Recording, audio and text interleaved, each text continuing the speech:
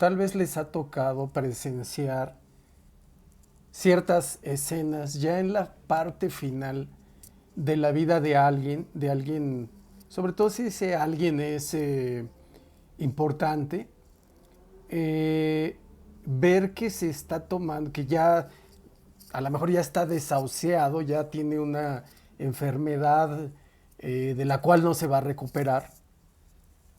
Y a lo mejor en ese momento en el que está estable, está tranquilo en su enfermedad, tal vez se echa su última copita o su último brindis o su último pozole, qué sé yo, cosas así, ¿no? Bueno, los invito en esta sesión 24 del Seminario de Psicofilosofía Callejera, transmitiendo desde la gran Ciudad de México, eh, sesión 24, bajo la mirada protectora de nuestro santo patrono San Miguel Arcángel. Esto viene a cuento porque quisiera hoy hablarles acerca de qué podría ser aquello ya en la parte final de nuestras vidas, qué podría ser aquello que de lo cual nos arrepintiéramos. No de los, digamos, tal vez no de las cosas malas que hicimos, que por supuesto se contabilizaría, o sea, se contaría como aquellas cosas, al menos una persona con cierta, pues no sé, con cierta honestidad, con cierta virtud, sobre todo en cierta parte de su vida, como para arrepentirse de ese tipo de cosas, ¿no? De las cosas malas que hicimos, de las cosas malas que hicimos en general, ¿no? A otras personas, como quieran ponerle. ¿De qué nos arrepentimos hacia el final de nuestra vida quitando esas cosas malas, esos errores? Evidentemente, cualquiera se podría sentir un tanto arrepentido acerca de esos errores, ¿no? Acerca de esas cosas que hicimos mal, que no funcionaron, ciertas decisiones. También dicen por ahí que nos arrepentimos más de lo que no hicimos que de lo que hicimos, ¿no? Ese tipo de cosas. Pero ¿de qué más qué más nos podremos sentir arrepentidos hacia el final de nuestras vidas? Sobre todo, muchachos, en este contexto en el cual estamos hablando de que lo queremos vivir todo, de que lo queremos vivir, queremos tener una vida, aprovechar nuestra vida, vivir una vida plena, divertida, gozarla y demás, lo cual no pienso que esté, que esté prohibido o que sea inapropiado o que sea inadecuado, desde luego que no. También es una parte bastante legítima y bastante entendible tratar de aprovechar el tiempo, y mal haríamos si no fuera así, si lo desperdiciáramos, por ejemplo, ¿no? Entonces, el hecho de tratar de vivir ciertas cosas creo que es bastante válido.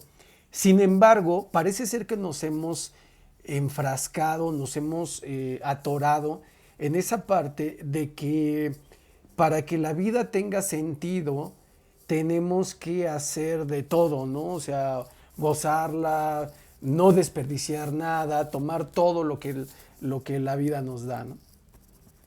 Perdón, esto viene también como de alguna forma, como que un tanto un poco relacionado con ese tema de que tocamos de cuál es el sentido de la vida.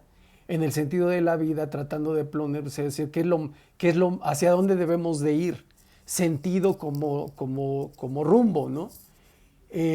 Hacia dónde debemos de ir. Mucho se apunta hacia la felicidad, hacia el éxito, hacia hacer nuestros sueños realidad. El gran problema es que de alguna manera estamos buscando un tipo de felicidad muy particular, un tipo de felicidad que muy elusiva, muy escurridiza, que escasamente existe o que al menos existe solo en ciertos momentos de nuestra vida. Es decir, no siempre somos felices, no siempre podemos ser felices y no siempre es necesario que seamos felices. Por ejemplo, si estás en la cola de las tortillas, pues no necesitas ser feliz. Si estás en la fila del Oxxo para pagar tus caguamas y todo, y adelante hay dos personas que van a cargar crédito al su celular de 5 líneas, no sé, o de tres, no sé, pues, que todo no entiendo, ¿no? Que todo el vecindario les encarga que les cargue crédito una sola persona, o no, la verdad es que no tengo idea, ¿no? Y no es el punto ahorita ponernos a disertar, a reflexionar sobre por qué rayos una sola persona carga crédito de, bueno, a lo mejor pueden ser secuestradores, ¿no? Eso le veo un poco más de sentido. Eh, entonces, en esos momentos en los que estás en la fila del Oxxo, pues es difícil, que, si no imposible, ser feliz. Y realmente, pues tampoco es necesario. Si acaso a lo que podríamos aspirar, pues no es, no lo sé, a estar en paz, ¿no? O sea, a no hacer esta, como esta escena de Michael Douglas en Kramer contra Kramer, ¿no? Que de repente Michael Douglas saca su cuerno de chivo porque ya no le quieren servir desayunos a las 11:33 en un restaurante de esos, ¿no? Tipo McDonald's, ¿no?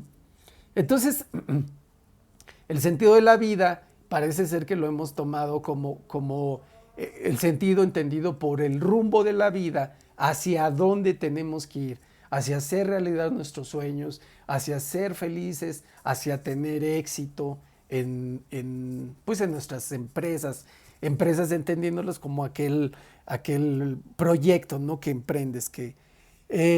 Y sí, por supuesto que tratar de ser feliz, que lo podrás ser de cuando en cuando, es igualmente razonable, igualmente entendible e igualmente, pienso yo, correcto.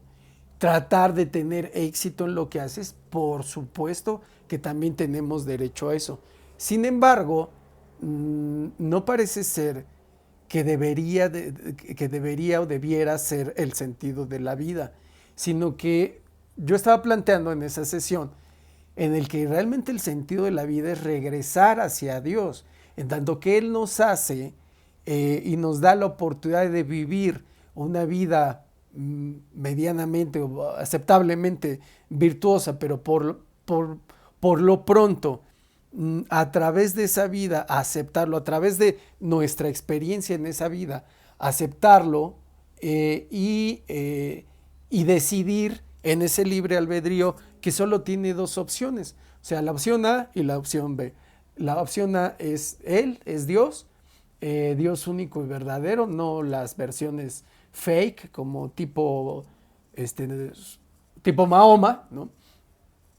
Y la opción B es su enemigo, el que le dio, los que le han dado la espalda, ¿no? El demonio, Lucifer convertido en Satanás y todos sus compinches, ¿no? Entonces, sin embargo, son verdades que lastimosamente, aquí pasa algo muy interesante, porque son cosas, son realidades que están ahí, que las podemos vivir, que las podemos ver, pero al mismo tiempo son un poco misteriosas o muy misteriosas, o son, digamos que están ocultas, ¿no? Atrás de las persianas. Pero digamos que cuando nos ponemos un poquito perspicaces, lúcidos, tratan con cierta disponibilidad hacia la verdad. Ya que hablamos tanto de ese término, o sea, de la verdad, de la luz de la verdad, esa verdad que por supuesto viene de Dios, al menos en lo más importante, vamos creo que no valdría la pena decir si todas las verdades vienen de Dios, ¿no? No lo sé, pero al menos sí sé que las más trascendentes y las más importantes. Y si una verdad a la que llegas ha sido mediante el intelecto, la inteligencia, la lucidez, la capacidad de discernimiento de Dios, luego entonces también puede ser considerada una verdad, ahora sí que una verdad de Dios, ¿no? Mientras que el enemigo, ese que tanto trato de desenmascarar, el demonio en todas sus facetas, con todos sus disfraces, cuya cuya característica, que es una de sus acepciones, es ser el embustero, el engañador, el embaucador, las tinieblas y la oscuridad, es la contraparte, o sea, es la mentira, en la cual, por ejemplo, se mueven muy bien los masones, ¿no? O sea, ¿qué rayos tanto están escondiendo? Les platicaba la sesión pasada que dentro de su juramento está así terminantemente en su iniciación como tal, está el no develar, no desvelar nada de lo que, pues esos secretos, ¿no? Que ellos tienen. ¿Qué es aquello? Bueno, pues que se rinden que se consagran al demonio, ¿no? O sea, aunque desde luego, como lo he dicho muchísimas veces, pues a ellos les gusta jugar con esta idea de que son caballeros honorables, interesados en la libertad, en la democracia, en el conocimiento, en el desarrollo científico, tecnológico, ¿no? Y que también beben Martínez y uno que otro highball, ¿no? Entonces, ese sentido de la vida nos apunta hacia regresar a Dios. El problema es que ese sentido de la vida de repente se llega está un poco enmarañado, un poco así como abajo de la maleza, abajo de la borrasca, de la paja, tantísimas cosas que hoy existen como para desviarnos de esa cuestión fundamental que es regresar a Dios. O sea que nuestra vida es una oportunidad así tal cual para regresar hacia Él. Si no regresas es un fracaso.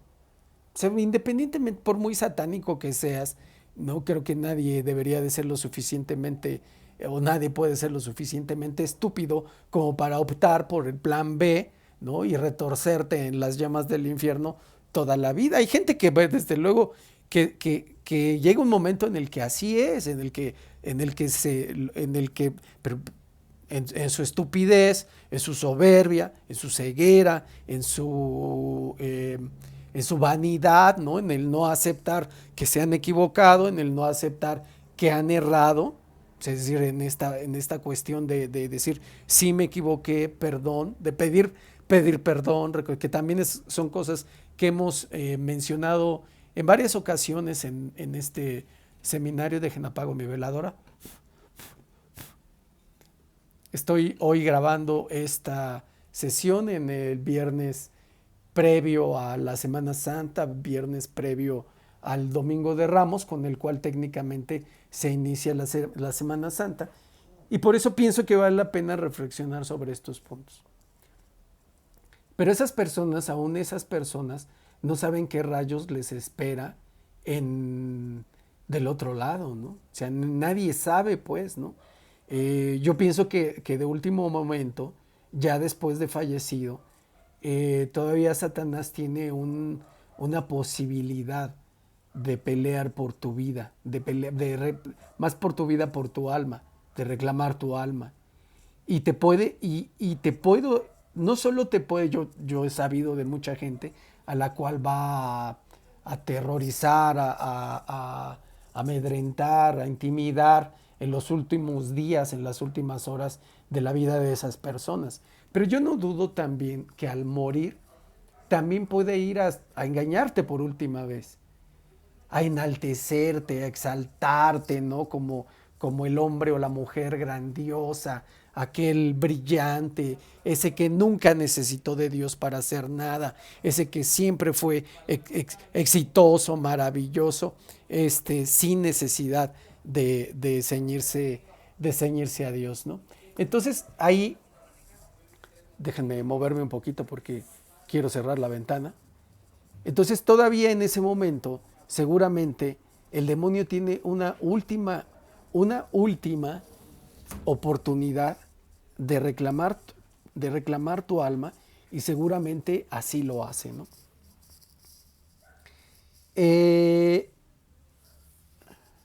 Permítanme tantito. Y entonces, de reclamarla digamos, a través del engaño, porque sin duda puede ir a intimidad, puede ir a echar pleito, pues, ¿no? O sea, esta alma me pertenece.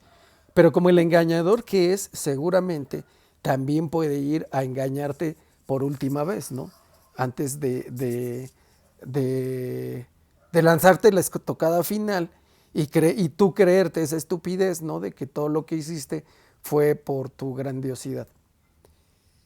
Y entonces, si no, si no cumplimos el objetivo de volver, de regresar hacia Dios, que pienso que será un fracaso, hay muchísimas almas atormentadas y arrepentidas demasiado tarde en, en el infierno. Pero también, esto es algo que cuenta Dante. Si leen la Divina Comedia, o sea, por ejemplo, si se dieran chance de leer la Biblia con mucho detenimiento, además de hacer su parte, la praxis, la parte empírica, eh, se darían cuenta de muchísimos tesoros y de muchísimo conocimiento que existe en la Biblia. Pero nadie la lee, ¿no? O sea, están muy ocupados publicando estupideces en el Facebook, ¿no? Publicando estupideces contra Dios, ¿no? Como ciertos amigos míos. Eh, pero entonces, ahí en la Divina Comedia, Dante menciona de ciertas almas condenadas y que aún condenadas en el sufrimiento del infierno, retorciéndose ahí, no se arrepienten. Tal es la estupidez y la soberbia del ser humano. Porque acuérdense también de una cosa, ¿no? En nuestro orgullo, ¿cuántas veces lo hemos visto, ¿no? En el orgullo, la soberbia, la estupidez, y no se diga hoy, ¿no? De tanta gente empoderada en la calle, ¿no? Eh, ¿Quién va a verdaderamente arrepentirse, a mostrar una genuina culpa, genuino arrepentimiento de acuerdo, respecto a lo que hemos hecho, ¿no? Bueno, pues podemos seguir siendo igual de tercos una vez que hayamos fallecido. Y entonces volvamos a nuestro punto inicial. Bueno, ¿y que entonces qué será en esos últimos momentos de nuestra vida? Y en los primeros instantes después de nuestra muerte, ¿cuál será aquello de lo que más nos arrepentimos? Nos arrepentimos no haber invitado a salir a, invitado a salir a aquella persona, ¿no? Que nos gustaba, o habernos negado a hacerlo, ¿no? O haber terminado tal relación, o no haber iniciado tal proyecto, o no haber hecho ese viaje a la playa con tales personas, o no haber hecho ese viaje por Asia o por África, ir a cazar elefantes, ¿no? Como el rey Juan Carlos, conocer un país y otro, treparnos a tal cerro, meternos tal droga, comprarnos tal auto, ¿no? Para que todos me vean lo realizado que estoy en la vida. ¿Qué será? O los tragos que no nos tomamos o que sí nos tomamos, pero ya saben que uno nunca bebe lo suficiente. No, miren, verdaderamente de lo que nos vamos a arrepentir, así tal cual, es de las misas a las que no fuimos,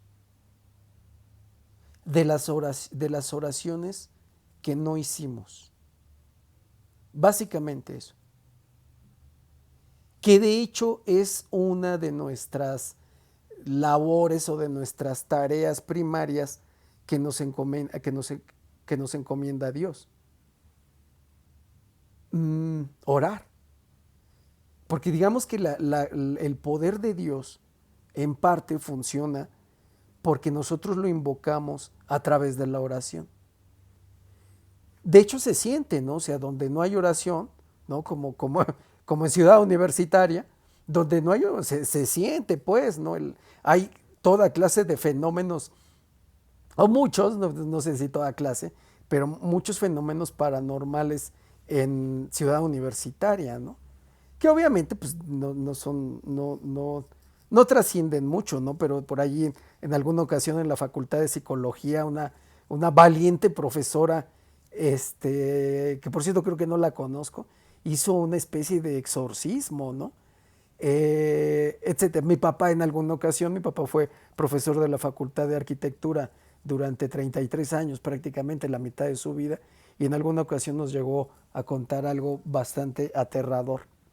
Y sí, o sea, sobre todo las personas, antes en CEU, en Ciudad Universitaria, que es en el norte, perdón, en el sur de la Ciudad de México, junto a prácticamente la Avenida de los Insurgentes, parte en dos, Ciudad Universitaria, de un lado queda el Estadio Olímpico y del otro lado el Estadio Olímpico, donde, digo, para la gente que nos escucha fuera de esta ciudad, este, donde juegan actualmente los Pumas, un estadio bastante importante por su historia, donde donde celebraron parte de los Juegos Olímpicos, incluyendo la inauguración y la clausura, y del otro día queda la torre de rectoría.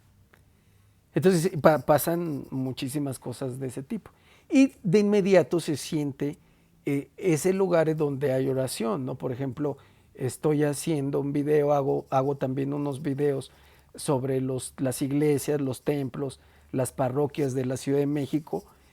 Me estoy concentrando en el centro histórico. Son lugares muy hermosos, muy, muy hermosos. O sea, hay una gran cantidad de parroquias ahí en la Ciudad de México. Incluso hubo mucho terreno que pues prácticamente le robó el gobierno a la iglesia, con la palabra expropió, ¿no? Como la diría la nacionalización de los bienes eclesiásticos de Benito Juárez. Es cierto, yo sí reconozco que la iglesia también se excedió en la posesión de tierras, ¿no? Sobre todo en la cuestión del campo. Pero aquí, desde luego, porque vaya, eso es algo que tal vez no se comprende muy bien respecto a una guerra espiritual, una batalla espiritual entre el bien y el mal. Entonces, el centro de la ciudad, evidentemente, era venir a erigir la ciudad de Dios en una ciudad completamente entregada y consagrada al satanismo que era México Tenochtitlan. Entonces, Dios nuestro Señor erigió su ciudad, su imperio aquí, y por eso vemos tantísimo, que además, pues, obviamente era el centro de la ciudad, era donde más gente había, donde se reunía absolutamente todo, el poder no solo político, el poder religioso, el comercio, etcétera, ¿no? Y entonces vemos muchísimas parroquias. O sea, todo eso que vean ex convento, ex esto, son las cosas que el gobierno le robó a la iglesia, ¿no? Pero que ahora vemos lo necesarias que son. Entonces, hay una parroquia que esa ha sido como una gran sobreviviente del, digamos, del desarrollo, ¿no? De la civilización, iba a decir industrialización, ¿no? Pero bueno, no precisamente porque ahí propiamente no hay industrias. Entonces, hablo de esta parroquia de Salto del Agua. Es el templo de la capilla, templo de la Inmaculada Concepción, ahí enfrentito, afuerita del metro Salto del Agua, entre Izazaga y Eje Central. Ahí se celebran misas en latín, las llamadas misas tridentinas. Son unas misas muy hermosas que, por cierto, los últimos papas, en específico el Papa Francisco, han querido erradicar. Entonces uno se mete ahí a esa parroquia donde no les aconsejo ir a turistear, ¿no? O sea, no se dejen llevar por esa falsa idea de la cultura.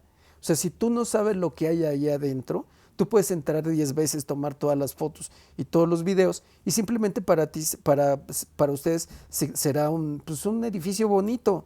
Pero toda esta cosa de la cultura que se ha burocratizado, que se ha, digamos, mitificado, pues no hay tal, ¿no? O sea, la labor de un ser humano de cultivarse, es que se vale, si es permitido el término, tiene que ver con muchísimas cosas, más que entrar a un museo, más que entrar a un edificio bonito, ¿no? O sea, los burócratas creen que poniendo un horrendo museo, ¿no? Ya automáticamente la gente se va a hacer muy culta, ¿no? O viendo una danza prehispánica. No, la labor del desarrollo del conocimiento y del desarrollo intelectual va muchísimo más allá. Desde luego que hay museos grandiosos, fantásticos, que no deben de perderse. Aquí a lo que me refiero es que sí, desde luego, cualquiera tiene derecho a entrar a una iglesia. Hablo de una iglesia de verdad, o sea, una iglesia católica, no las otras que abren en las cocheras de los coches o en las cocheras de las casas o en bodegones y esas cosas tan horrendas, ¿no? Todas esas que auspició Lutero con la ruptura, que algunos llaman pomposamente la reforma. No, estoy hablando de las iglesias de verdad, de la religión de verdad. Ahí te metes a esa iglesia a la cual debes entrar, católico o no, con reverencia. No es un museo que pudiera hacerlo, ¿no? Aunque parezca, y no es un centro cultural, aunque pudiera hacerlo. No, es una iglesia, es la casa de Dios. Entonces, cuando lo hagan, háganlo con mucha reverencia. Yo sé lo que les digo, no agreguen pecados a su historial, ¿no? O sea, no echen más equipaje en sus maletas porque ya las traemos saturadas, ¿no? Y son de esos vuelos así como que no te permiten equipaje extra sin penalizarte. Y ya saben que las penalizaciones en las aerolíneas son bastante jugosas, jugosas para ellos. Bueno, ahí te das cuenta, ahí está Dios, sin duda. Hay una frase de Jesucristo, ¿no? Que dice, donde más de uno, donde dos o más se reúnen en mi nombre, ahí estaré yo. Y como ese lugar tiene pues esa solemnidad, esa reverencia, esa sacralidad, hoy que incluso aún la Iglesia Católica se ha protestantizado, o sea que quieren cantar, bailar, aplaudir, hacer todas esas cosas, todos esos desfiguros, diría mi madre, todas esas ridiculeces.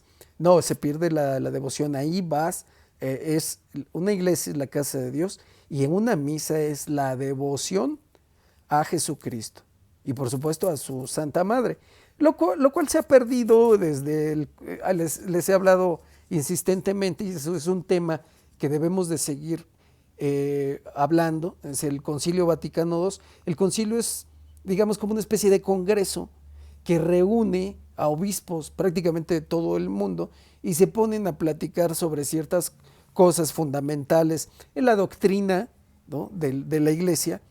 Pero ahí en ese último concilio, 63-66, si mal no recuerdo, siempre se me olvidan las fechas, salen conclusiones completamente destructivas de la doctrina y de la propia iglesia, ¿no? Les comentaba yo la sesión pasada del obispo rojo de Cuernavaca, Sergio Méndez Arceo, que estuvo en la catedral de Cuernavaca de 52 al 82.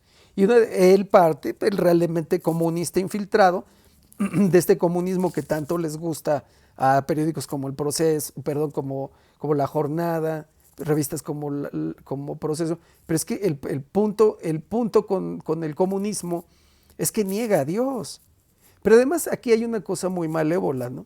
Que les he dicho, les he hablado de este pensamiento luciferino de Freud, de Nietzsche, de Marx, que son tipos muy, muy inteligentes, pero que siempre se las arreglan para dejar a Dios fuera de la jugada. O sea, decir, Freud nunca ve en todo ese gran estudio que hace de la psique humana, de nuestra personalidad, de nuestra conducta y todo, nunca ve que tenemos una parte espiritual, ¿no?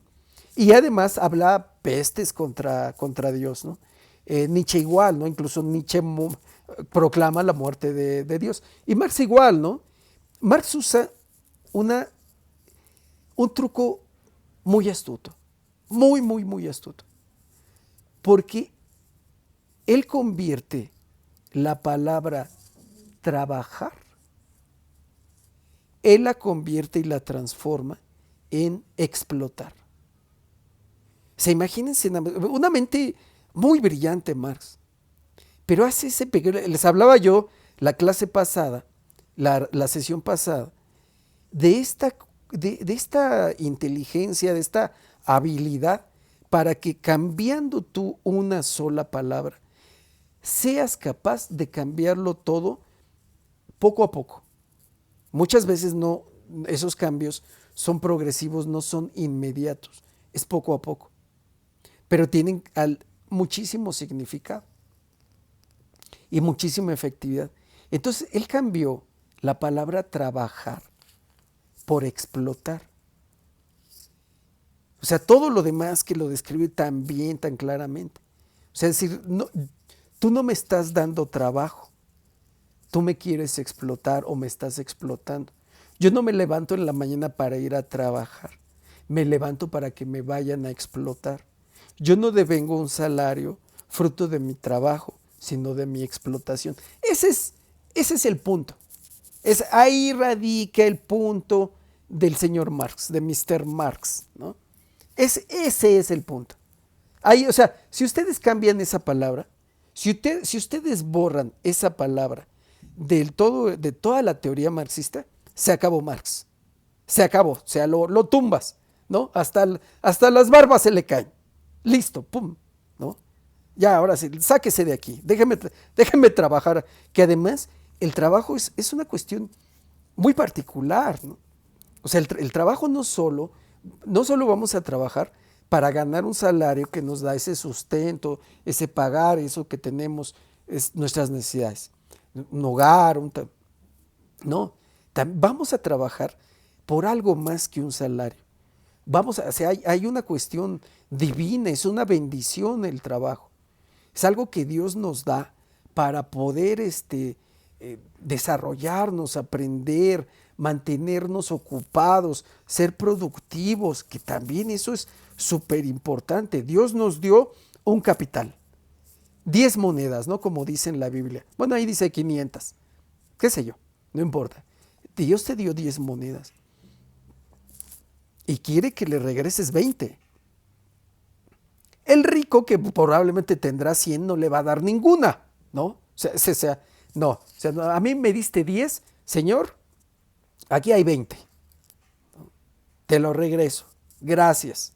No, el rico va a tener 1000 monedas, no le va a importar, pero no le va a dar ninguna a Dios, ¿no? Hasta creen, ¿no? Imagínense Slim, ¿no?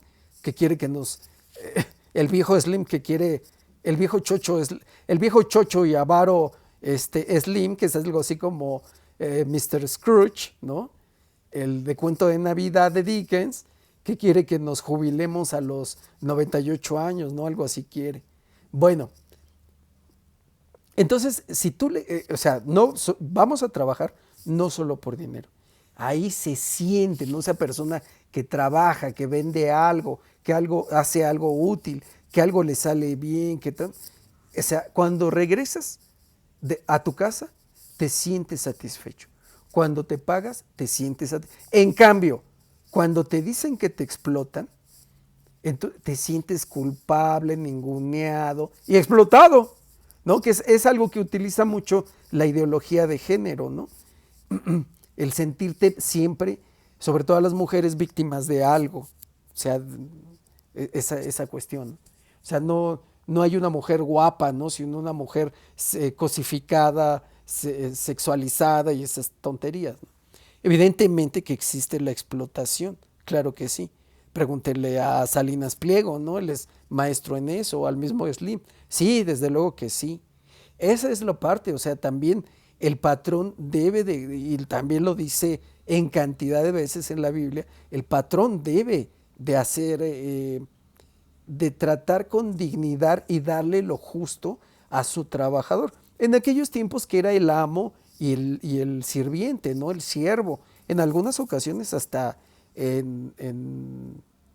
no esclavizantes, ¿no? O sea, no había una situación digna ni permitida por Dios en la esclavitud, no. O sea, no era eso, ¿no? Pero sí como un sirviente. O sea, tú me tienes que dar lo justo de acuerdo a mi trabajo, así tal cual.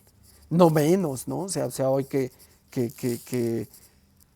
pues que los horarios son continuos, ¿no? 24/7 prácticamente, por un donativo que ya no te alcanza para pagar nada. Entonces ahí en esa cuestión, sí, o sea, claro que la explotación existe. Lo que pasa es que Marx lo borró todo de un tajo, de tajo, ¿no? Todo de un plumazo. Entonces al trabajo, es decir, lo que les decía, bueno, pues yo voy a poner una taquería porque junté una lanita y todo. Bueno, necesito a alguien que me ayude. ¿Qué onda? ¿Necesitas chamba? Órale pues, ¿no? Una taquería, o voy a vender tenis, o voy a poner uñas y pestañas, lo que ustedes quieran, ¿no?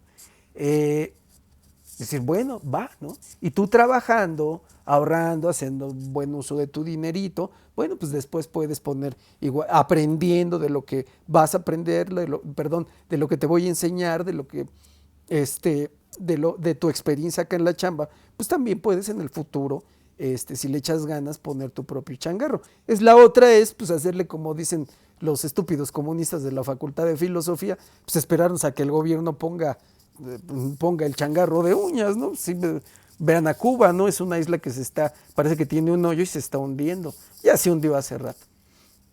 Entonces, volviendo al punto, ¿de qué nos vamos a arrepentir?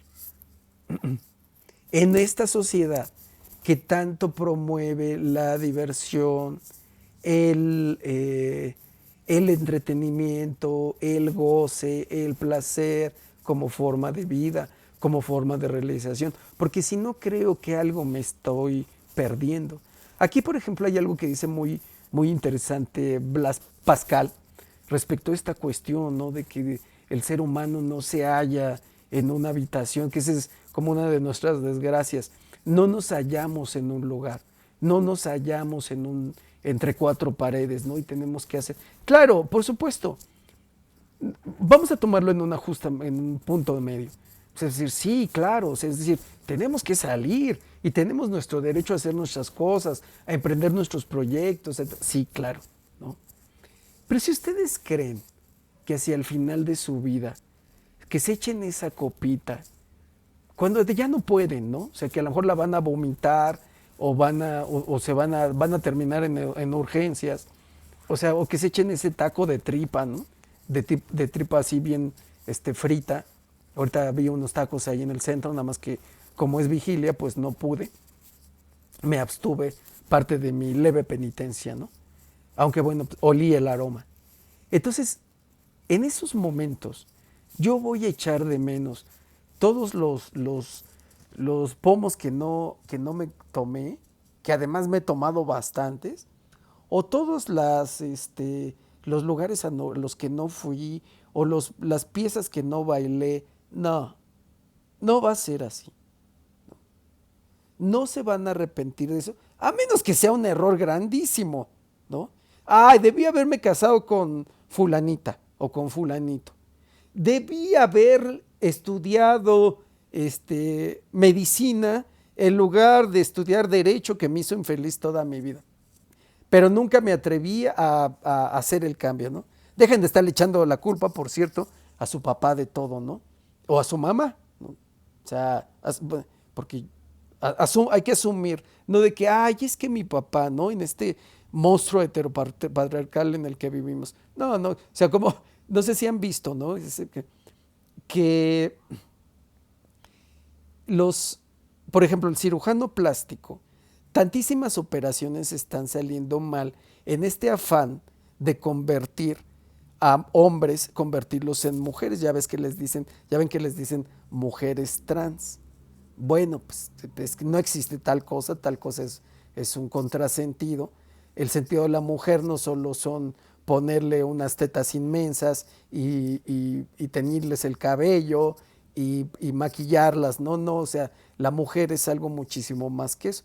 Algunos que solo lo hacen para entrar al baño de las mujeres, ¿no? O cosas así. Entonces, no es eso, pues, ¿no? Eh, Desde luego que hay cosas que, que nos podemos decir, no hubiera hecho esto. Oye, debía haber hecho esto. Pero si conocen 15 países, no se van a arrepentir de no haber conocido 20. Si han tenido 20 novias, no se van a arrepentir de no haber tenido 30. Si tienen un auto, dos, ¿no? No se van a arrepentir de no haber tenido 4. Ya en los momentos, estoy hablando del momento de desenlace de su vida. Desenlace. Cuando sean llamados a cuenta. Si se empacaron un pomo a la semana, no se van a arrepentir de no haberse empacado 2. Al contrario, ¿no? Decir, oye, te excediste, ¿no? Etcétera. Así lo que le pongan. Ah, debía haber puesto otro negocio. Oye, ya tenías 2. Es que ganaba 40,000, ¿no? Y debía haber intentado ganar 50. No, al contrario. Mira, o miren, si ganabas 50,000 y piensas que 60,000, no. Si ganabas 50,000 y no estás contento con eso, aunque ganes 100,000. Si te ligaste 5 morras o 10 y piensas que debiste haberte ligado, no. Si, aunque te ligues el doble, o morros, vatos, como les dicen ahora, no. No, o sea, si no estás a gusto con 2, 3, 5 los que te tocaron y piensas que 10, no, no. Si tenías uno, dos cochecitos, una, dos casas y no fuiste feliz con eso y piensas que no. Si conociste 2, 3, 5, 10, 15, 20 países y piensas que puedes, no. Si no eres la FIFA, ¿no? El Comité Olímpico, no. Si no fuiste, si no pudiste ser feliz con eso tantísimo que tuviste, no vas a ser feliz con el doble. O sea que no tiene ningún sentido. En ese momento, lo único que te vas a arrepentir, lo único que nos vamos a arrepentir, es no el tiempo que no le dedicamos a Dios, las misas a las que no fuimos, las oraciones que no hicimos, los rosarios que no rezamos, los agradecimientos que no le dimos, los perdones que no le expresamos, los arrepentimientos. Y es que estamos tan ocupados en otras cosas de nuestra vida pensando que eso es lo único. Claro que es importante. Yo no digo que comprarse un cochecito no sea importante. Claro que tenemos derecho a eso. Que ahora viene Semana Santa, pues vámonos a Acapulco. Por supuesto. Bueno, Semana Santa yo diría, aguarden. Habrá otros fines de semana. Pero es que ese es uno de los puntos. O sea, hemos creado muy diabólicamente una sociedad y una vida en la cual, por una u otra cosa, Dios siempre queda fuera. Semana Santa, chin, sí, pero ¿qué crees? Pues es que ya apartamos, ya reservamos el hotel en Caleta, ¿no? O tenemos una amiga que tiene una casita, ¿no? De esas casitas Ara, ¿no? Y nos la va a prestar. Ya confeccionamos, ya construimos una vida de manera que Dios siempre está fuera. O sea, precisamente ese es el punto. Chin, ¿qué crees? El 24, ir a dar gracias, o el 25, el 31, de diciembre estoy hablando. Chin, sí, pero ¿qué crees? ¿No? Que mi prima, no sé, la prima, la gorda, ¿no? O la flaca, va a ser, va a ser la cena y le queda bien sabroso el bacalao, ¿no? Y mi tía Leonor va a llevar los romeritos. ¡Pum! No, pues ya después, ¿no? O vamos a dar gracias a la basílica, ¿no? Chin, ¿qué crees, no? Me fui de borrachote una noche antes, como cierta ex amiga mía, y bruta como ella sola, eh, y resulta que, no, champs, ¿qué crees? Estoy bien mala del estómago. Y sigue, y 8 días después, y otra cosa, y otra cosa, y otra cosa. No, pues ya viene el Super Bowl. No, o sea, a mí ni me busques en enero porque están los playoffs de la NFL, ¿no? Y pues no, o sea, como dice Homero, ¿no? Que Dios se busque otro día. El problema es que es otro día, Homero Simpson estoy hablando, lo que pasa es que ese otro día voy a trabajar y regreso cansado y esto y el otro. Y entonces así se nos va pasando la vida. Y pasa un año, 5, 10, 15, 20. Y entonces ya cuando vemos, ya no hay posibilidad de atrás. Ya te dedicas, ya nos dedicamos, ¿no? A todo lo demás.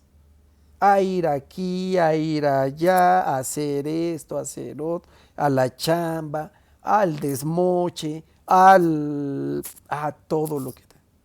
Y nunca hubo cabida para Dios.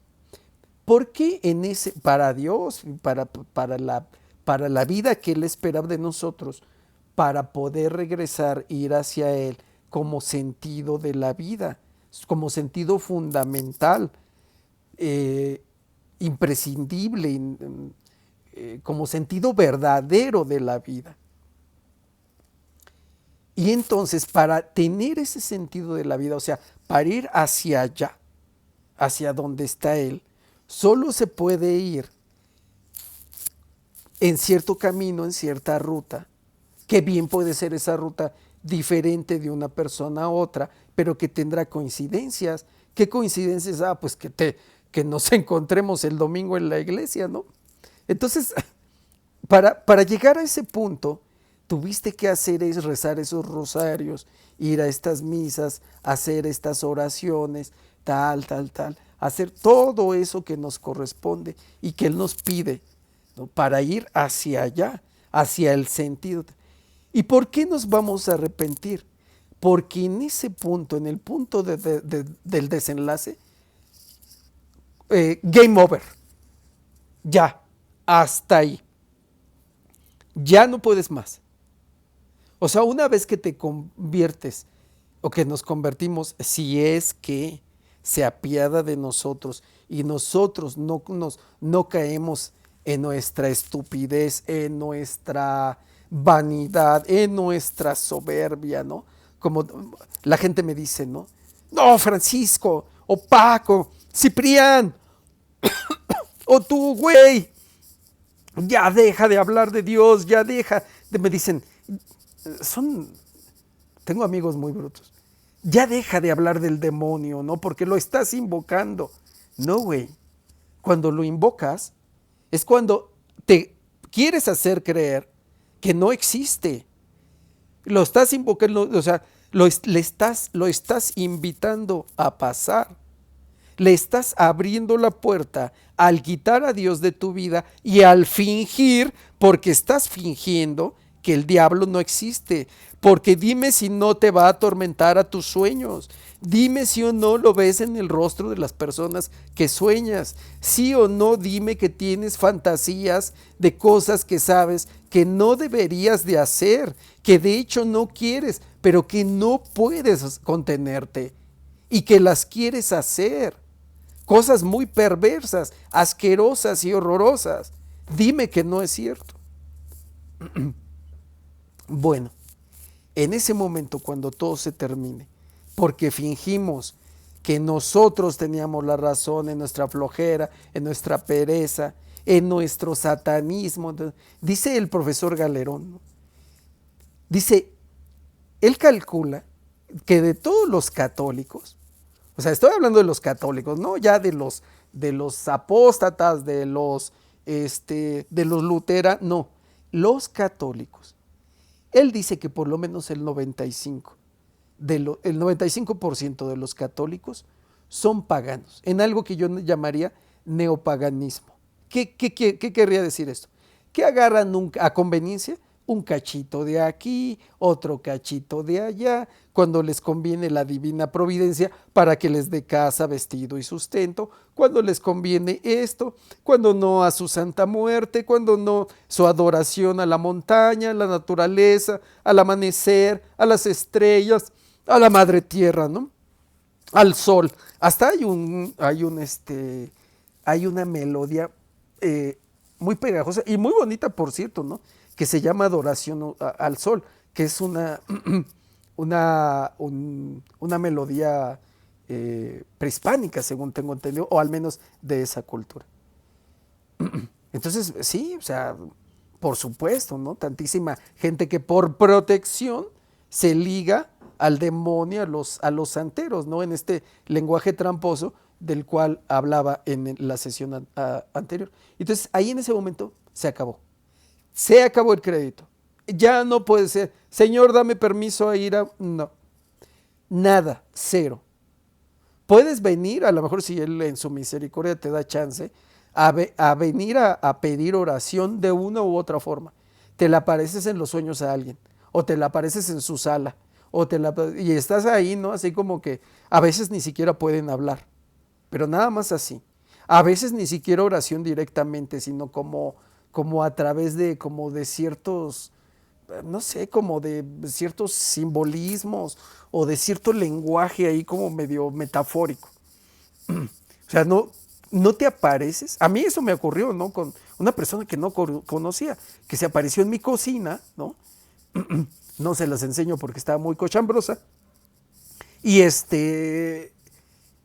y entonces, dice, bueno, ¿y tú quién eres? ¿Qué haces? Y no hablaba, no hablaba, ¿no? Ya después yo comprendí que era un alma de... Ah, eres un alma. Yo ya lo había corrido, ¿no? Pues imagínense, se encuentran a alguien en la sala, antes no le llamé a la policía, pero estábamos en sueños, ¿no? Y entonces, cuando yo comprendí quién era, él me contestaba que sí, no, o sea, sí. Y le digo, bueno, ¿y quién eres? ¿Cómo te llamas? Y ya me dijo su nombre. Cuando me dijo su nombre fueron las únicas palabras que me dijo. No me dijo nada más. ¿No? Y no sé nada de él, yo no lo conocía. Y a la fecha, bueno, sigo orando por él, pero no sé nada de él. Nunca lo he vuelto a ver en sueños. Entonces, eso es lo más que se te puede dar, ¿no? Que vayas a pedir oración, pero no puedes ir a ninguna misa, no puedes hacer ninguna oración. Esas oraciones que además de todo sirven tanto no solo para nosotros, sino para otros. Siempre que oras por otros estás orando por ti y siempre que oras por ti también trata de orar por otros. Entonces ese es fundamental. ¿De qué te vas a arrepentir? No, o sea, no de aquello que si ya tuviste en buenas cantidades y no te hace feliz, no te va a hacer feliz el tener el doble o aún el triple, ¿no? O sea, no va a ocurrir así. Entonces, y ese va a ser un punto trágico de nuestra existencia. Ya digamos de nuestra existencia póstuma, si le pudiéramos llamar así. O sea, ya cuando como cuerpo, como entes físicos, habitantes de este planeta terrenal, de este planeta llamado Tierra, en mis tiempos era el cuarto el tercero, ¿no? Ya no me acuerdo, del sistema solar. Ya cuando pasas a la otra, pues a la otra, ¿qué puedo llamarle? Dimensión, una dimensión enteramente, según entiendo, netamente espiritual, a ella se acabó.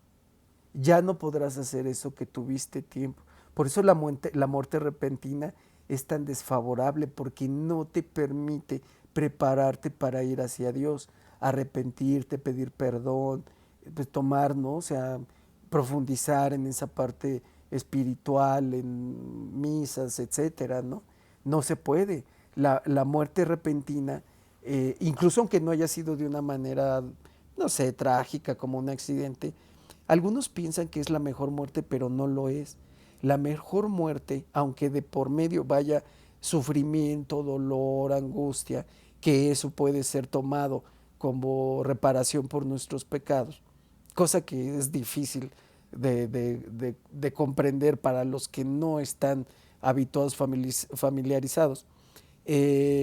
La muerte repentina, o sea que vas, te quedas dormido, ya no te despertaste, eso también es una muerte repentina que no es muy favorable, ¿no? Entonces, bueno, yo sirva esta pequeña disertación, después continuaremos, esta pequeña disertación para invitarlos en esta Semana Santa, que además es una semana de mucha espiritualidad, de gran presencia divina, de muchos milagros ocurren en Semana Santa y los días previos, ¿no? Entonces aprovechen, o sea, así como los días casi como si fuera el julio regalado, ¿no? O los martes de frescura de Walmart, ¿no? Una cosa así, así, ¿no? Pero en un sentido divino. Entonces aprovechen, ¿no? Vayan a misa tantas veces como puedan, recen tanto como puedan, que Acapulco siempre tendrán Acapulco para otra vez, ¿no? Bueno, cuídense mucho, gracias por vernos, escucharnos, por compartir. Cuídense mucho esta sesión del seminario de Psicofilosofía Callejera. Cuídense, gracias por todo, Dios los bendiga, adiós.